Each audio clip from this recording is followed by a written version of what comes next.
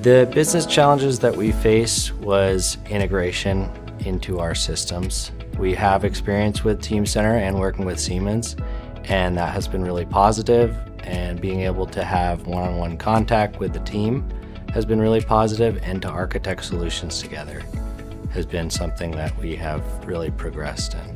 The Teamcenter Easy Plan is something that we use in the active workspace client, so the web-based client, and that is something that we have adopted in multiple areas and we use across our ME organization. Siemens Accelerator digital manufacturing solutions are helping us to reach our goals. We have a vast range of requirements that we get from our customer. One of those that I want to touch on is a DFAR requirement.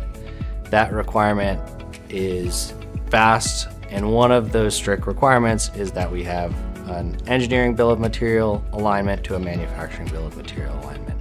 And that Teamcenter solutions have helped us to shift that left and to be much more efficient to deliver the needs to our customer. Now with EBOM MBOM alignment as part of Easy Plan, we're able to use the tool suite to provide us with the information we need to meet our customer requirements. We believe it's a lot more efficient to have a platform that provides users with directions based off of clicks and actions and a task-based system.